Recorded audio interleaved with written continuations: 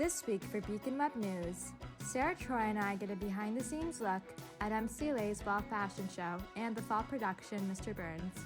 And Sarah Tomczyk gives us a sports roundup of winter sports. That's all coming up next on Beacon Web News. Welcome to the December 1st episode of Beacon Web News. I'm May Craig. The annual menorah lighting for Hanukkah in North Adams happened on Sunday, November 28th. The public was invited to attend the ceremony to celebrate Hanukkah at the Dr. Arthur Rosenthal Square on West Main Street. Rabbi Rachel Barenblatt and the congregants of the congregation, Beth Israel, shared a few words to mark the start of Hanukkah. Christo's Famous Pizza in North Adams is under new management and has a new owner, Duncan Russell.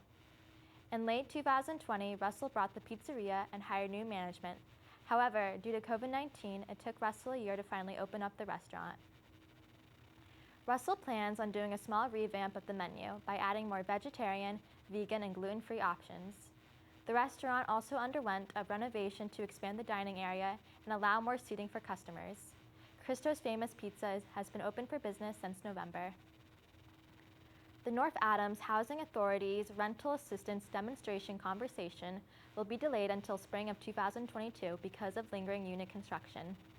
Jennifer Hahn, Executive Director of the North Adams Housing Authority, told the commissioners on Monday that there will be delays due to trying to get a building permit from the city and having supply issues.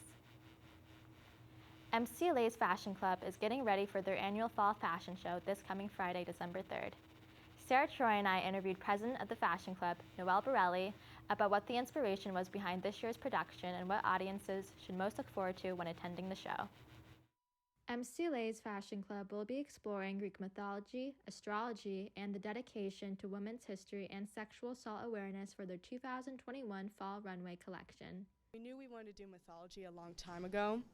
So when we were going through the stories and handpicking like which would be the best fables to use, like Icarus, Pandora's Box, we got into the more grindier ones of those. Hades and Persephone, Medusa, and the overall of how they displayed women in Greek mythology was not in the greatest light. Realized that 1 in 3 women are sexually assaulted during their lifetime. And we thought, you know, it would be great if we devoted a fashion show honoring women. I actually will be modeling some pieces. I don't know what exactly I'll be wearing yet, but it'll be one of the designers, whatever they created. I just love seeing all the creative outlets that they put in with the dresses, and I love the Greek vibe to it this year. So. Last year's Fashion Club hosted a successful virtual fashion show, and President Noelle Borelli Boudreau is excited for people to be able to see the models walk in person this year, as well as showcasing this year's mythical designs. We just did it virtually, and we received a pretty grand amount of views, like 1,500 by the end of the month. That one was devoted towards civil rights movement, specifically in the 1960s, and environmental issues. Still same result, just we kind of miss having our models. I'm going to be wearing the Fates, so I think I'm wearing 1 or 2 dresses, but, you know, I'm very excited.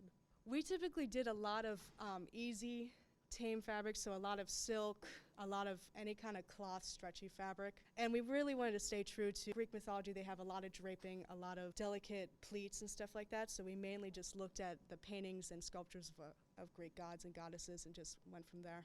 Picked all of the most impactful women in the fables that we read and just went from there.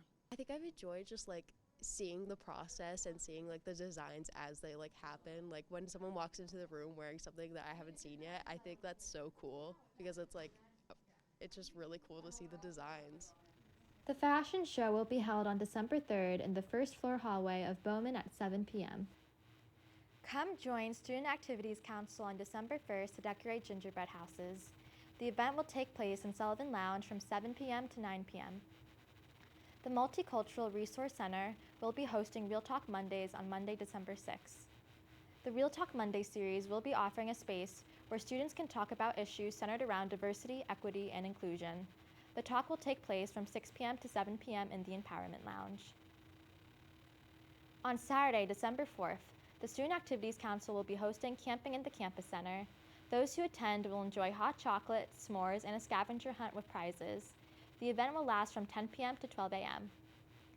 Basketball season is here, and Sarah Tomczyk returns with another sports segment for BWN on the latest round of games from before and after Thanksgiving break.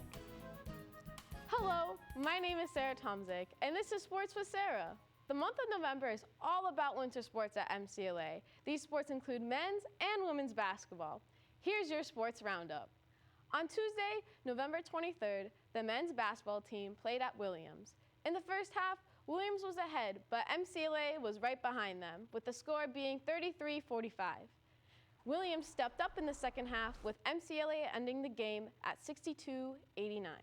The Trailblazers were led by first-year Jojo Garcia. He scored a season's best 15 points on a perfect 6-6 shooting night. Quentin Giddens followed behind with a scoring of 14 points, while Hayden Bird scored 11 points. Speaking of Bird, earlier in the season, Bird sets a new school record by making 12 three-pointers. He ended up with 38 points against a win with Rivera. The men's team recently played against Sage on Tuesday, November 30th. The game was close. Sage was ahead in the first quarter, but MCLA's defense stopped Sage's offense. Noah Yearsley got the ball and went down the court where he laid it in. This resulted in a foul, causing the game to be tied 65-65. Yearsley swishes the free throw with 11 seconds remaining to hand the win to MCLA, with the final score of 66-65. Hayden Bird scored 21 points, Quentin Giddens scored 14 points and 8 rebounds, while Noah Yearsley scored 14 points. The next match that the men's basketball team plays is at Sage on Tuesday, November 30th at 7 p.m. The women's basketball team also played on Tuesday, November 23rd against Sunny Cobblestone.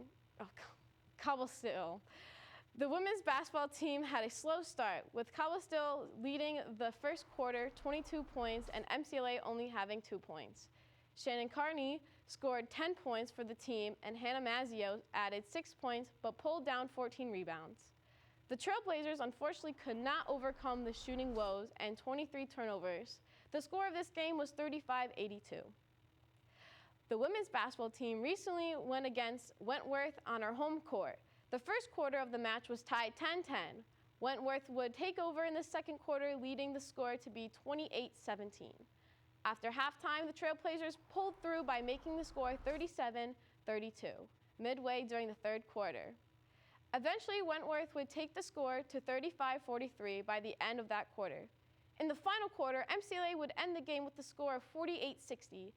Emily Berkey had a career best with scoring 26 points. Shannon Carney added 9 points, while 4 rebounds, 4 assists, and 4 steals were added.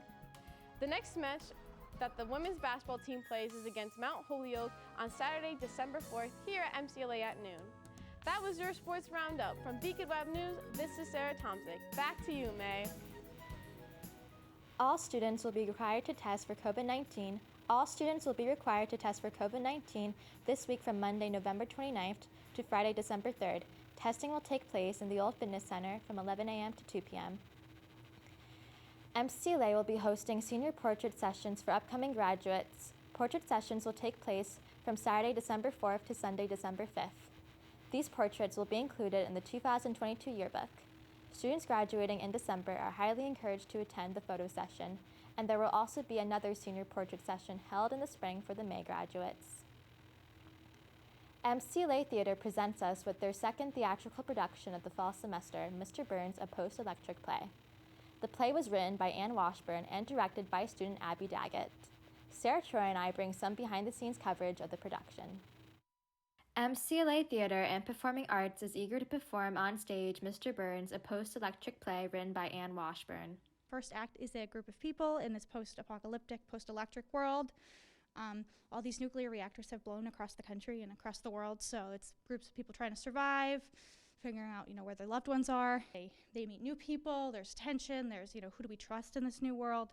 And they basically use this episode of The Simpsons in this quirky and very lighthearted way just to cling to some sense of sanity and normalcy in this brave new world where they don't know what's going on. We go to Act 2, and that's 7 years later. And some people are the same. We get some new characters, and they've created this theater troupe that performs episodes of The Simpsons, some early 2000s commercials, a lot of pop culture things. Then we jump to Act 3, which is 75 years after Act 2, and it's still the same theater company, but new people at this point. And the show has evolved into this grandiose, larger-than-life musical. Sword fighting, there's dancing. We have a live band for Act 3. It's really, really awesome. Sarah, Troy, and I get a behind-the-scenes look from student director Abby DeGette about her time working on the play and heard from a few actors about their experience on set. Actually never directed a full production before. I've done some scenes, I've done a few one-acts, and I was really excited to take on a very, very big project. And like I said earlier, it's got everything. We got sword fighting, music, you name it, we're doing it. This is my first time guiding a full team like this, and they've been so willing to pass around ideas and come up with things, and it's been just an awesome collaborative experience, and I'm really, really thankful that I got to work with all these people. Leading a production team of 30 and working with 10 actors, Abby has learned a lot since hosting auditions in September. We do a lot here in the theater department, and I don't think people always get to see what we do, and this is the perfect opportunity to go see that. It is literally a completely student-run show, so come support us. I am playing Itchy in the show Mr. Burns. In Act 3, I perform a lot of musical numbers. I also help choreograph some of the numbers. Everyone involved in the production is looking forward to seeing the audience's reactions to several hidden Easter eggs and pop cultural references throughout the show. It's really great to be back on stage. I miss being actually on the stage for theater. It was really great working with everyone. A lot of laughs, a lot of fun, and I'm excited for the show to premiere. And I play Quincy and Bart in this show. The show is double cast, so all of the characters and the actors are one normal person character in the first and second act, and then they're a Simpsons character in the third act. I'm a first semester freshman, so this is my first show here at MCLA, and it's just so awesome to be back on stage and to be back working with everyone. Everyone's so nice. It's just such a great time. We're so excited to be back on stage and to be bringing you a show like this. Mr. Burns will be playing from Friday, December 3rd and December 4th at 8 p.m. to Sunday, December 5th at 2 p.m. Now from the Beacon. The PE graduation requirement has officially been removed for fall 2021 incoming students.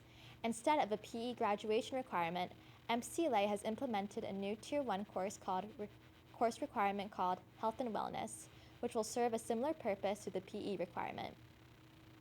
Co-editor-in-chief Mike O'Brien updates the campus on 2 ongoing construction projects, repairs on the Mark Hopkins roof and the Berkshire Towers parking lot. Progress on the roof has stalled due to lack of needed building supplies. The long-vacant Mohawk Theater received a bid of $21,000 from a New York developer, far below its estimated value of $400,000. This has caused some disagreement between the mayor and city council. That's it for this week. To stay up to date for BWN, you can follow us on Facebook at facebook.com/MCLABWN. Thanks for watching, and we'll see you next time.